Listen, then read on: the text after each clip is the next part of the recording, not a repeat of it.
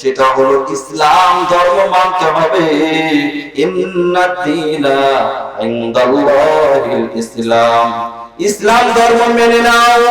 আর একটা রাস্তা আছে, ওই রাস্তা দিয়ে তুমি যদি সামনে আগাইয়া যাও, জান্নাতুল ফিরদাউসের দোকান পাইবা, জান্নাত মানে মার্কেটও তুমি পেয়ে যাবে। বলেন সুবহানাল্লাহ। তাড়াতাড়ি বলো সেই রাস্তাটা কোন রাস্তা? ওই রাস্তাটা দিয়ে আমরা যাইতে মন চাই কোন রাস্তা? ফাতেমা রেখে বলে, বন্ধু শোনো, ওই রাস্তাটা হলো ইহদিনাস সিরাতাল মুস্তাকিম। আল্লাহু আকবার। সেই রাস্তাটার নাম হলো সিরাতে মুস্তাকিম।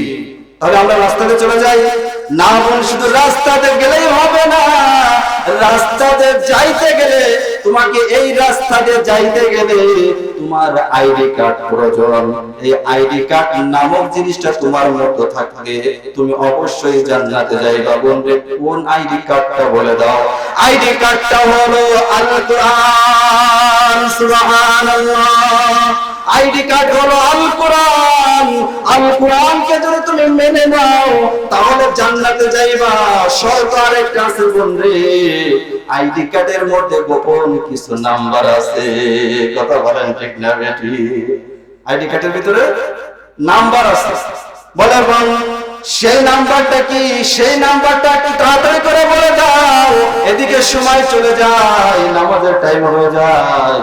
আইডি কার্ডের নাম্বারটা হলো লা ইলাহা ইল্লাল্লাহু মুহাম্মাদুর রাসূলুল্লাহ। বলেন সুবহানাল্লাহ।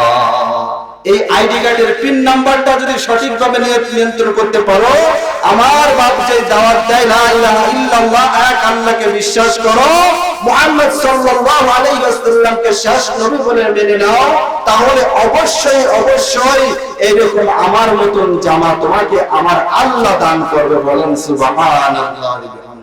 তাহলে বোন, তাহলে আমাদেরকে নিয়ে চলো। তবে নিয়ে যাওয়ার আগে শর্ত আছে আরেকটি। কি? পড়ো আমার সাথে, লা ইলাহা ইল্লাল্লাহু মুহাম্মাদুর রাসূলুল্লাহ। একে একে 370 থেকে 400 মানুষ, মহিলা মানুষ ওখানে একবার করে ঘোষণা করে দিলেন, লা ইলাহা ইল্লাল্লাহু মুহাম্মাদুর রাসূলুল্লাহ সাল্লাল্লাহু আলাইহি ওয়াসাল্লাম। তাহলে ফাতেমা রাদিয়াল্লাহু তাআলা আনহা সিজদার মাধ্যমে কার কাছে চাইছেন? আল্লাহ রাব্বুল আলামিনের কাছে চেয়েছেন।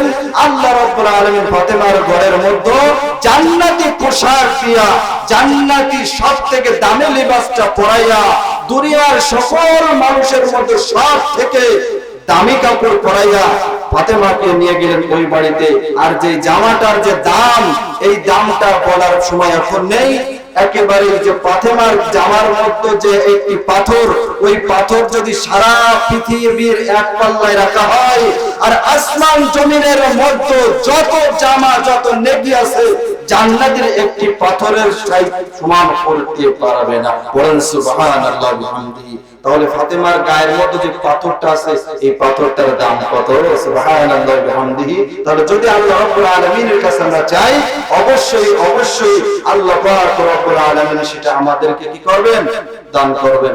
আল্লাহ পাক রব্বুল আলামিন আমাদের সকলকে যে কথাগুলো বললাম, সূরাতুল ফুরকান 61, 62, 63 নাম্বার আয়াতের উপরে আমরা কথা শুনলাম। সংক্ষিপ্ত কথার উপরে 4টি কথা আমরা শুনেছি। তাহলে 1 নাম্বার হলো অহংকার করা যাবে না, 2 নাম্বার হলো কাকে গালি দেওয়া যাবে না, 3 নাম্বার হলো রূপসজ্জা করব কার পায়ে? আল্লাহ রাব্বুল আলামিনের কাছে। আর 4 নাম্বার হলো আমরা তওবা করব আল্লাহর কাছে।